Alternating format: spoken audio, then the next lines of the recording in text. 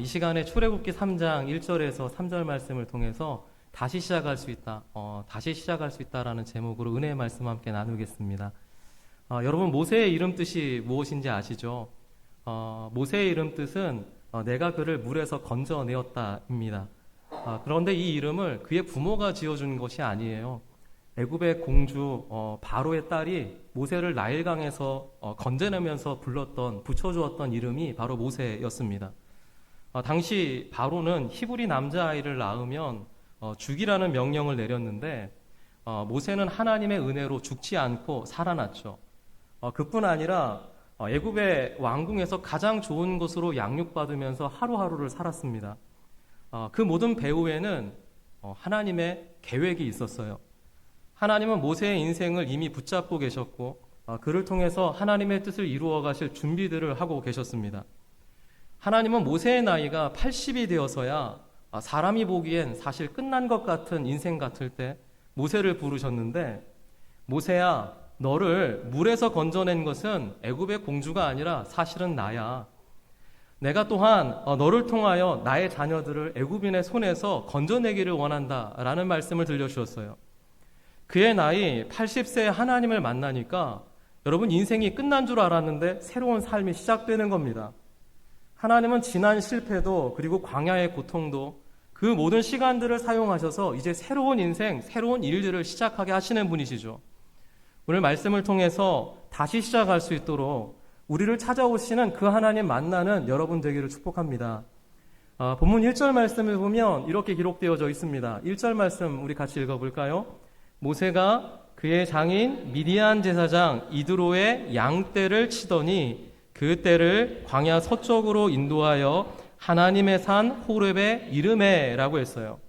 여러분, 지금 모세가 어디에 있는지 보세요. 모세가 어디에 있습니까? 광야에 있다라고 했습니다. 그곳에서 무엇을 하고 있는지 한번 보십시오. 그의 장인 미디안 제사장 이드로의 양떼를 치고 있다라고 했습니다. 왕궁에서 자란 자가 지금은 목자가 되어 있죠. 사람을 다스리고 통치하던 사람이 지금은 양을 치고 있습니다. 그가 왜 이곳 광야에 있는 걸까요? 여러분 잘 아시죠? 모세는 애굽에서 왕자로 자라왔습니다. 그는 애굽의 궁정에서 최고의 교육을 받았던 사람이었고 부와 명예와 권세를 누렸던 사람이었죠. 그런데 자신이 히브리 사람이다라는 사실을 알게 되었고 민족의 고통 속에서 눈을 뜨게 됐어요. 그래서 어느 날 억울하게 맞고 있는 히브리 형제를 보고서 그 분노를 참지 못하고 애굽 사람을 때려 죽이잖아요. 정의감에서 나왔던 행동이었는데 히브리 사람들에게도 그의 마음이 받아들여지지가 않았고 결국 애굽에서 살인자가 되어서 도망자가 되어서요 미디안으로 피신을 했었습니다. 그때 그의 나이가 여러분 40세였어요. 그리고 지금 40년이라는 시간이 또 지난 거죠. 모세가 지금 나이 80이 되었는데 여전히 미디안 광야에서 조용히 숨어 살고 있었습니다. 이제 그는 왕자도 아니고 지도자도 아니었어요. 그저 장인의 양떼를 돌보는 일개 목자일 뿐이었죠. 성경은 지금 그때에 모세가 그의 장인 미디안 제사장 이드로의 양떼를 치고 있었다라고 했는데 모세는 애굽의 왕자가 아닙니다. 더는 사람들을 부리고 여러분 명령하는 자리에 앉아 있는 것도 아니었죠. 그의 장인 미디안 제사장 이드로의 양떼를 돌보는 한 노인이었던 거예요. 이제 모세에게는 사실 자랑할 것이 하나도 없습니다. 내 것이라고 말할 수 있는 것도 하나도 없었어요. 그가 애굽의 왕자였을 때는 그의 말 한마디에 애굽의 군대가 여러분 병사들이 여기서 저기로 옮겨 다녔습니다. 그런데 지금은 모세의 명령에 움직이는 건 아무것도 없죠. 그의 나이 80이 되었는데 지금 모세가 가진 것이라고는 아무것도 없었다라고 했어요. 그가 의지하던 모든 것들이 다 사라졌습니다. 그의 배경이 사라졌죠. 권력이 사라졌어요. 젊음도 사라졌습니다. 모두가 다 사라졌어요. 내 것이 아무것도 없고 지금 그가 돌보고 있는 이 양떼조차도 누구의 거예요? 자기 장인의 것이었습니다. 여러분, 내가 의지하는 것들이 하나둘 사라져갈 때 얼마나 낙심이 됩니까? 내 것이 하나도 없다라는 것이 얼마나 슬픈 일인가요? 우리가 세상을 살면서요, 내 것 좀 있어야 안심이 되지 않습니까? 그래야 우리 마음이 좀 편안하잖아요. 적어도 어느 정도 재정은 있어야 되고 안정된 직장이 있으면 더 좋고 나를 인정해주고 지지해주는 사람 하나 정도는 있으면 든든하지 않습니까? 내 이름으로 된 무엇인가라도 하나 남아 있어야 되는 것 아닌가? 80세가 되었을 때 아무것도 없었다라는 것이요, 절망인 거죠. 어느 날 문득 돌아보니까 내가 가진 것이 아무것도 없다라고 느껴지는 순간들이 있어요. 내 것이 아무것도 없다. 여러분, 이 말은요, 사실 단지 소유의 문제를 이야기하는 게 아닙니다. 존재의 문제를 말하는 거죠. 내가 무가치해 보이고 실패한 것처럼 느껴질 수 있어요. 나이가 점점 들어갈수록 내 것 하나 없다라는 생각이 들면 우리는요, 위축되기 쉽고 우울해지기 쉽습니다. 지금 모세의 모습을 한번 보십시오. 나이 80이 돼서 내 인생 돌아보니까 내 것이라고 부를 수 있는 것 하나 없잖아요. 그렇다고 해서 무엇을 이루어 놓은 것도 아니었습니다. 어릴 적 어머니는요, 모세를 위해서 늘 이렇게 기도해 주었을 거예요. 하나님은 너를 통해서 반드시 큰 일을 행하실 거야. 위대한 일들을 행하실 거야. 여러분들도 여러분의 손자를 품에 안으면 이런 이야기 해주지 않습니까? 여러분의 자녀들에게 이런 이야기 해주셨잖아요. 너는 커서 위대한 인물이 될 거야. 큰 인물이 될 거야. 하나님이 너와 함께 하셔. 하나님이 너를 사용하실 거야. 그러니 네가 지금 애굽의 화려한 궁궐 속에서 산다 할지라도 너는 하나님의 자녀라는 것을 잊지 말고 하루하루를 살아야 돼. 어머니는요, 모세의 유모가 되어서 늘 그를 품에 안고서 이런 기도를 해주었었습니다. 모세는 늘 어머니의 품 안에서 그 믿음의 말을 들으면서 자랐죠. 그런데 인생을 돌아보니까 그가 원하는 대로, 그의 뜻대로, 그의 계획대로 된 것이 하나도 없는 거예요. 심지어 하나님은 나를 도와주신 적이 한 번도 없는 것처럼 느껴졌습니다. 히브리 사람들을 내 힘 가지고 구원해보고자 했지만 그의 믿음과 열심이요, 현실 앞에서 무너졌잖아요. 히브리 형제들을 돕고자 했는데 그는 살인자가 되어버렸고 수배자가 되었습니다. 민족을 구하려고 했는데 도망자가 되어버렸죠. 그리고 이제 미디안에서의 40년 동안 그는 이런 생각을 하면서 살았을 것 같습니다. 하나님 정말 나를 여기까지 인도하신 건 맞습니까? 정말 하나님 살아계신 건 맞습니까? 하나님 나를 잊어버린 것 아닙니까? 나를 둘러싸고 있는 환경은 다 침묵이고 하나님의 약속은요, 오래된 전설인 것처럼 느껴졌을 거예요. 이제 더는 바랄 것도 없고 더는 기댈 것도 없는 그저 하루하루를 살아가는 노인이 여러분 바로 모세였던 거죠. 그렇게 모세는 지금 광야에 지금 홀로 내버려져 있었습니다. 생각을 한번 해보십시오. 우리가 오늘을 살아가면서요, 얼마나 많은 것들을 의지하며 삽니까? 우리가 얼마나 많은 것들에 기대며 살아가고 있나요? 남편을 바라보고 아내를 바라보고 내 자녀를 바라보면서 살아요. 내가 가진 재산과 그리고 명예를 의지하면서 삽니다. 내가 지금까지 세워놓은 계획과 꿈을 바라보면서 하루하루를 살고 있어요. 내가 하고 싶었던 그 모든 것들을 바라보고 기대면서 우리는 이 하루를 살고 있습니다. 그런데 만약에 여러분 하나님께서 그 모든 것들을 거두어 가신다면 나의 남편도 데려가시고 내 아내도 데려가시고 나의 재산도 하루아침에 가져가시고 내 명예도 하나님께서 내가 의지하고 사랑했던 그 모든 것 한순간에 다 빼앗아 가신다면 그때 여러분의 심정 어떨 것 같은가요? 과연 이런 상황을 경험하면서도 내 마음이 어떠할까? 내가 이런 상황 경험하면 내 마음이 어떨까? 한번 생각을 해봤어요. 여러분 생각할 게 뭐가 있겠습니까? 당연히 원망밖에 나오지 않겠죠. 불평밖에 나오지 않을 거예요. 하나님, 제가 이렇게 열심히 기도했는데 왜 나는 하는 일마다 다 안 되는 겁니까? 하나님, 내가 그렇게 기도했잖아요. 우리 가정 제발 좀 행복하게 해달라고. 내 자녀들 잘 되게 해달라고 그렇게 기도하지 않았습니까?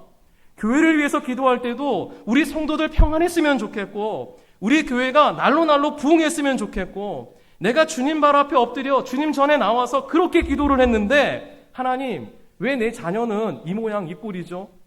하나님, 왜 우리 교회는 다른 교회처럼 부흥하지 못하고 언제나 이 자리 그대로 있는 겁니까? 하나님 앞에서요, 우리는요 늘 원망을 그리고 불평을 잔뜩 늘어놓을 것 같습니다. 여러분, 이토록 원망이 가득하고 낙심이 가득한 사람, 하나님을 향해서 쏟아놓을 것이요 불평뿐인 그 한 사람을 하나님께서 다시 부르신다. 하나님께서 그의 인생에 다시 찾아오신다. 여러분, 이것이 이해가 가시나요? 저는 처음에 이 본문을 묵상하면서 모세에겐 내 것이라고 할 수 있는 것이 하나도 없었다라는 사실이 제일 먼저 제 눈에 들어왔어요. 그것만 보였습니다. 그리고 이것이 내 상황인 것처럼 느껴지더라고요. 그런데 말씀을 읽고 또 읽는데 똑같은 문장인데 어느 순간 다른 것이 보이기 시작했습니다.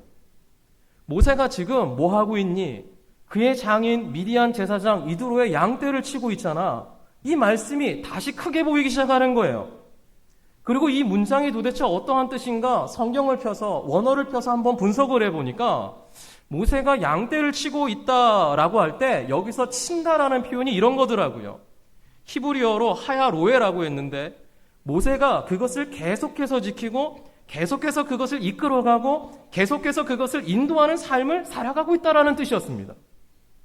하나님은 모세가 40년을 불평하면서 누군가를 원망하면서 누군가를 탓하며 살아갈 수 있었는데 모세는 광야에서 숨어 지냈던 이 40년이라는 시간 동안에 사실은요, 단 하루도 게으름을 피우지 않았던 거예요.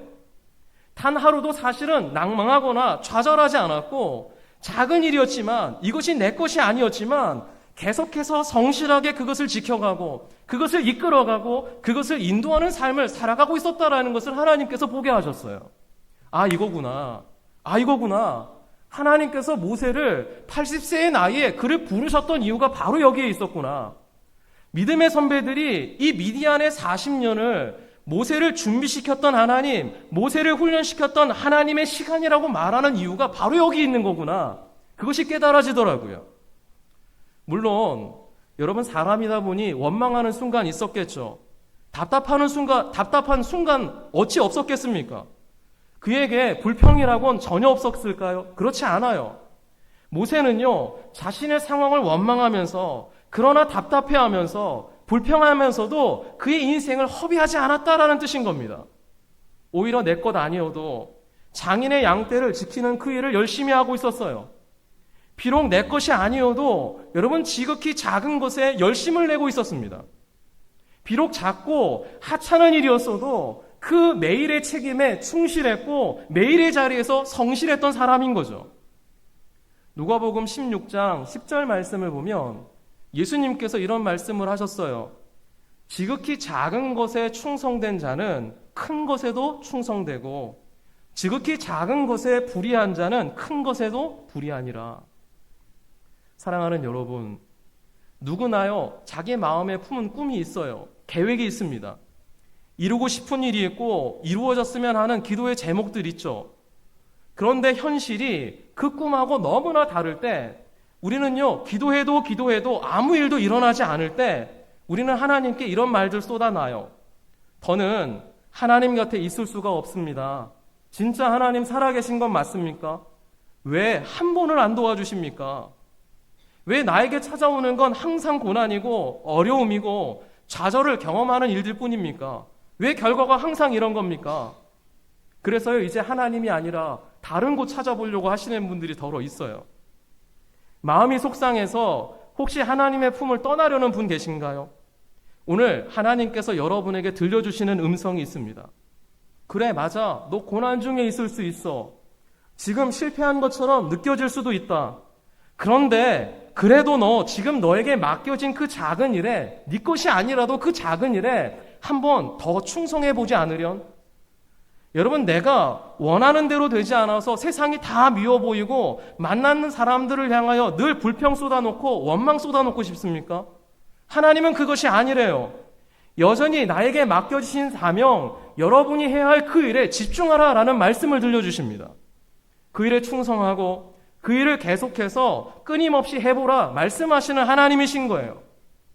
우리가 사는 이 시대를 고난의 시대라고 말들 합니다. 어려움의 시대라고 이야기를 하죠. 그러나 여전히 하나님은 어떤 분이세요? 내게 맡겨진 그 작은 일에 충성하는 그 한 사람들을 기억하시는 하나님이세요. 꿈을 꾸는 건 너무나 중요해요. 여러분, 미래에 잘 될 것이다라는 기대를 가지고 상상을 하는 건 너무나 중요합니다. 그런데 여러분 아시잖아요. 오늘이 없는 내일은 없어요. 오늘 없이 내일은 우리에게 절대 찾아오지 않습니다.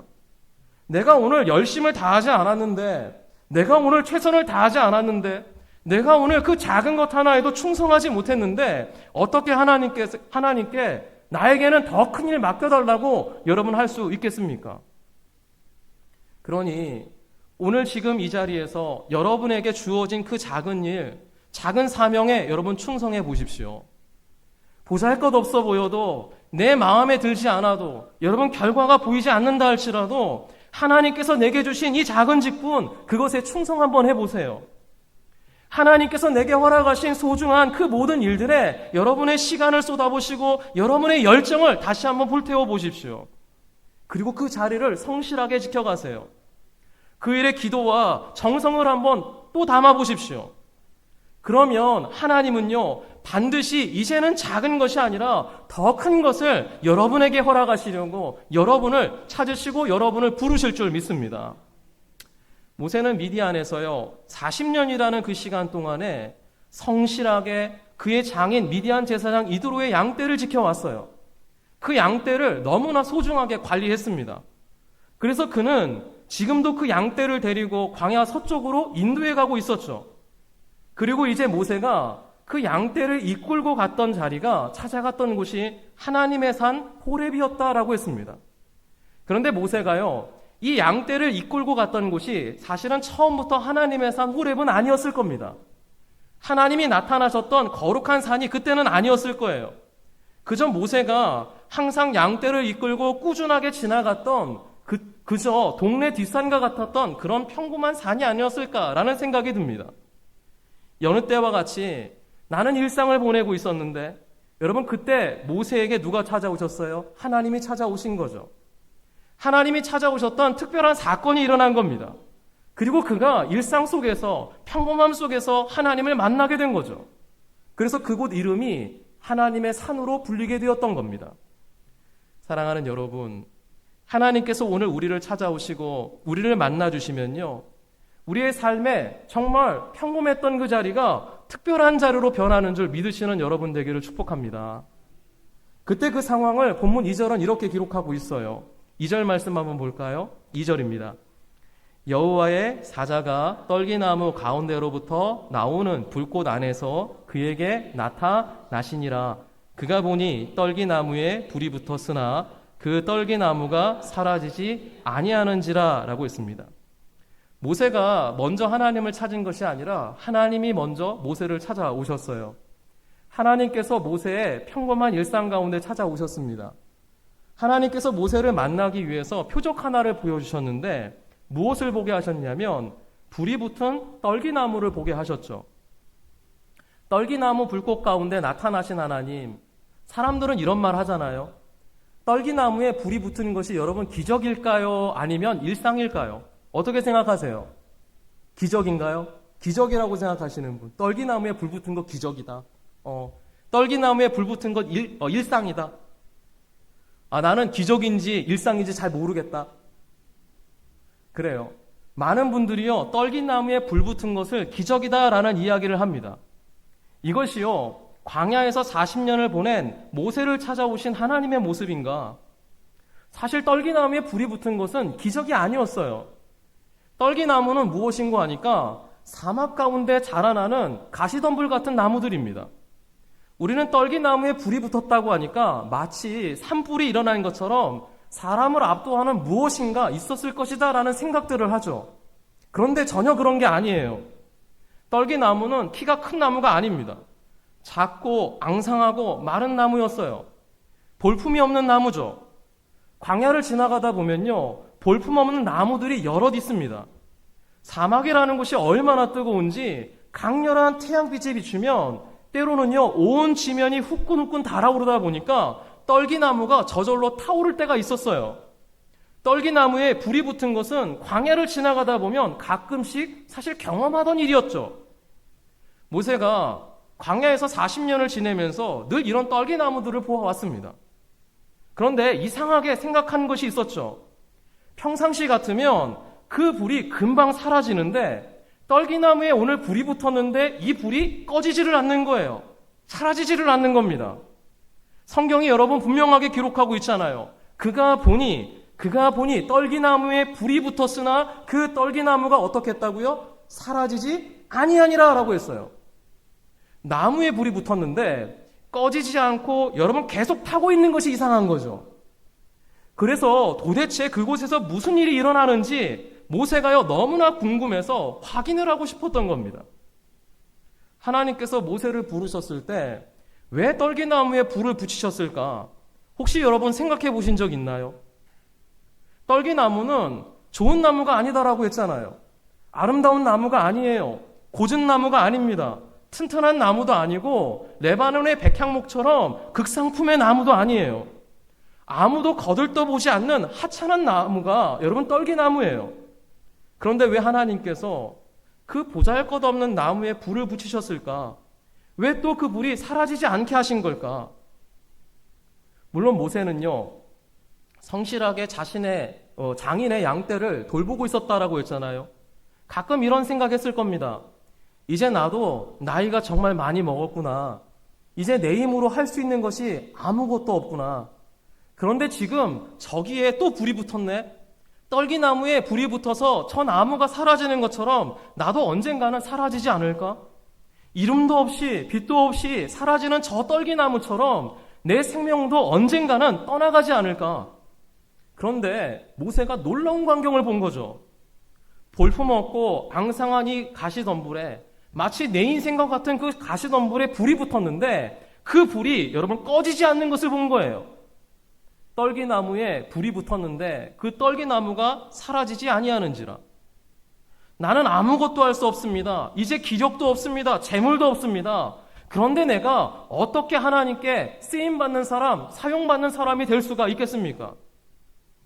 그런데 하나님이 오늘 우리를 찾아오셔서 이런 말씀을 들려주시는 거예요. 내가 너를 붙들면 보잘것 없으면 어떠니? 사람들이 하찮다라고 너를 외면하면 어때? 사람들이 쓸모없다라고 생각하는 저 떨기나무도 내가 붙잡고 있으면 불이 붙어도 사라지지 않는다. 이제는 너의 힘으로 할 수 없는 일들 많아도 내가 너의 인생 붙잡고 너의 삶을 붙잡고 있으면 불이 붙어도 사라지지 않을 힘을 얻고 능력을 얻을 것이다. 나는 너를 이제 붙잡아서 이스라엘을 살릴 것이고 이스라엘을 애굽에서 구원하기를 원한다. 하나님은요, 이 떨기나무 불꽃을 통해서 이미 모세에게 말씀을 전하고 계셨던 겁니다. 저는 우리 모두가 하나님의 손에 붙들린 인생 되기를 축복합니다. 이곳 창론교회에 있는 권사회뿐 아니라 이곳에 있는 모든 성도들이, 이곳에 있는 모든 하나님의 사람들이 오늘 하나님의 손에 붙들린 인생 되기를 원해요. 하나님께서 우리의 삶에 불을 붙여주시기를 소망합니다. 성령의 불을 붙여주셔서 우리의 가정 살려주시고 우리의 교회를 살려주시고 이 세상을 새롭게 하는 한 사람으로 우리를 오늘 사용하시는 그 은혜가 나타나기를 축복합니다. 말씀을 묵상하는데 하나님께서 저에게 자꾸 이런 마음 주시는 거예요. 내가 이곳에 기도의 불을 붙일 것이고 찬송의 불을 붙일 것이다. 너희의 기도가 사라지지 않게 할 것이고 그 찬송이 끊임없게 할 것이다. 이곳에 성령의 불을 붙여줄 것이다. 그래서 내가 너를 사용할 것이고 이 교회를 사용할 것이다. 하나님께서는요, 여러분에게 이 음성 들려주세요. 제가 말씀을 읽으면서 이 음성 받았거든요. 그리고 이 음성 붙잡고 저는 오늘도 목회하고 있습니다. 저는 김포에 있는 김포조사랑 교회에서 목회를 하고 있는 담임 목사예요. 목회를 한 지 3년 정도 됐습니다. 그런데 사실 제가 그곳에 부름을 받았을 때는 작고 연약한 교회였어요. 목회자가 성도를 버리고 떠나간 교회였습니다.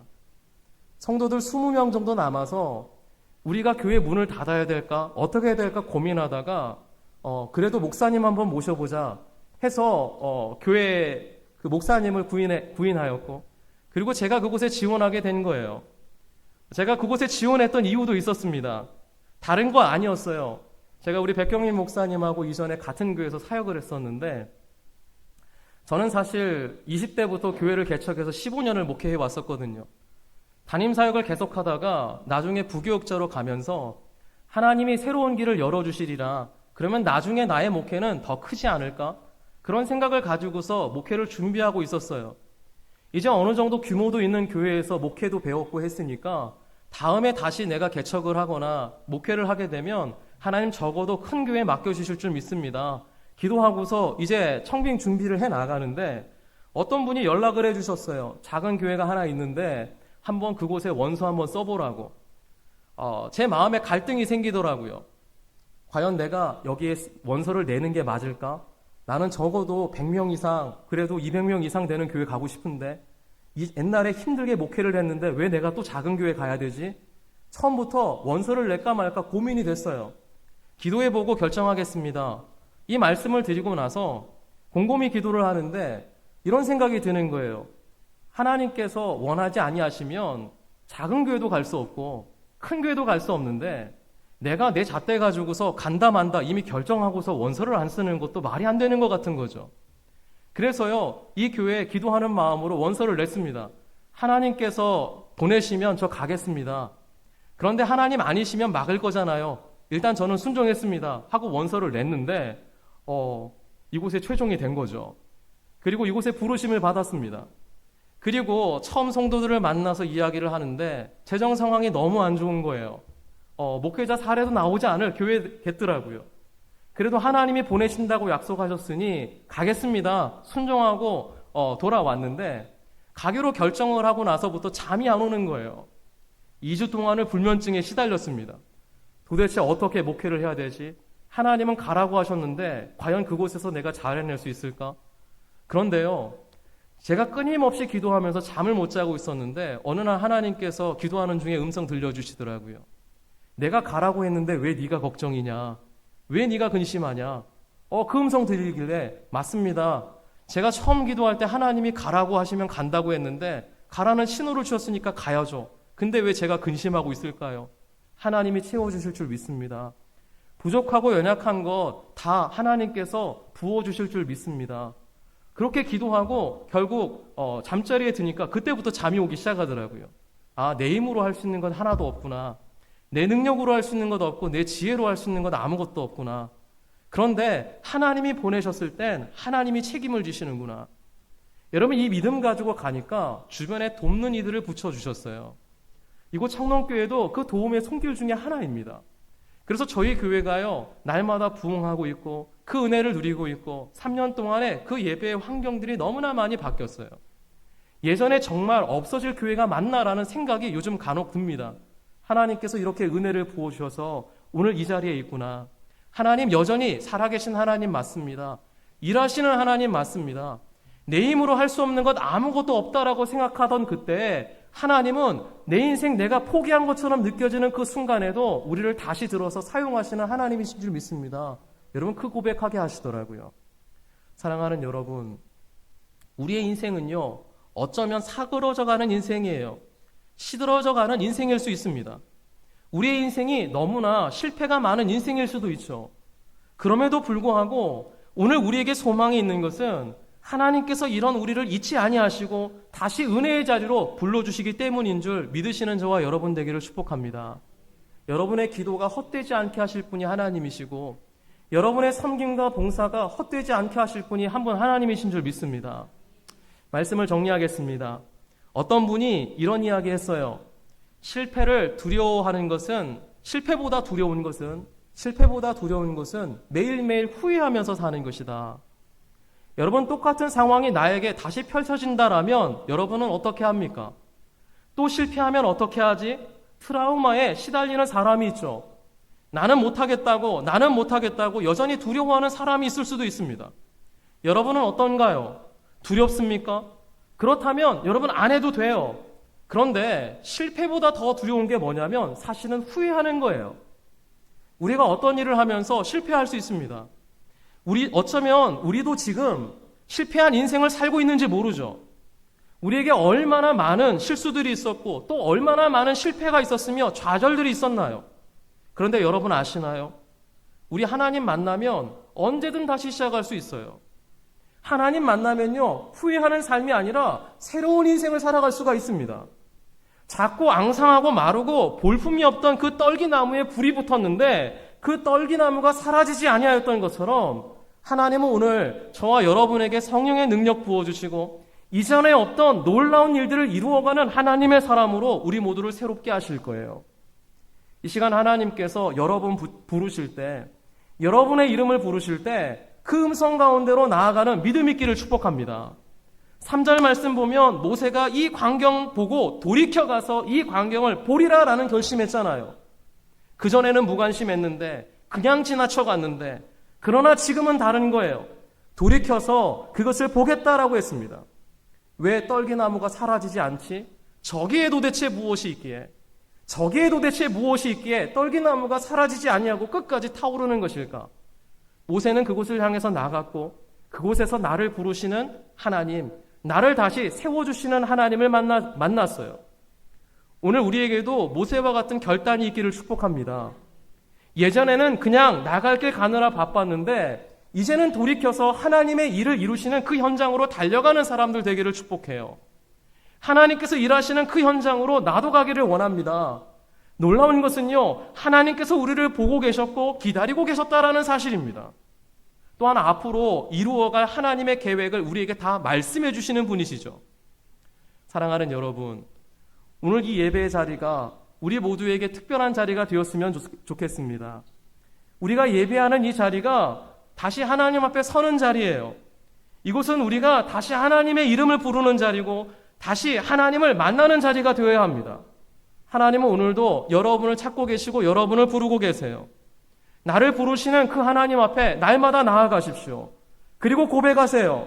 하나님, 나 같은 죄인도 나같이 실패한 인생도 사랑하시고 다시 찾으시니 감사합니다. 나 같은 죄인도 목적이 있고 계획이 있고 하나님께서 또 사용하시겠다라고 말씀해 주시니 감사합니다. 이 연약하고 부끄러운 이 손도 하나님의 능력의 손으로 붙잡아 주시고 사라지지 아니하는 오늘 하나님의 영광을 나타내는 도구로 사용하여 주옵소서.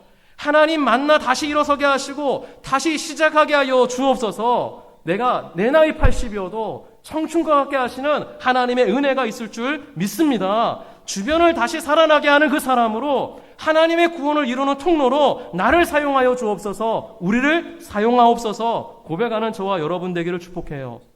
우리 청농교회 성도님들을 통해서 오늘도 하나님의 크고 놀라운 부흥의 이야기가 멈추지 아니하기를 주님의 이름으로 축복합니다. 우리 시간 함께 기도하겠습니다. 잠깐 이렇게 기도했으면 좋겠어요. 오늘 나에게 맡겨진 그 작은 일이 무엇인지를 깨닫게 하옵소서. 그리고 그 일을 계속할 수 있는 끈기를 주시고 충성하는 마음도 주시옵소서. 평범한 일상 속에서 늘 하나님과 오늘 하나님 앞에 서 있다라는 것을 깨닫게 하시고 하나님이 찾아오셔서 나의 평범한 일상, 특별한 자리로 변화시키시는 그 은혜를 경험하게 하옵소서. 주님, 나는 약합니다. 부끄럽습니다. 그런데 이 손도 하나님의 능력의 손으로 붙잡아 주시고 사라지지 않는 하나님의 영광을 나타내는 도구로 사용해 달라고 우리 시간 주의 이름 함께 외치고 잠깐 기도하겠습니다.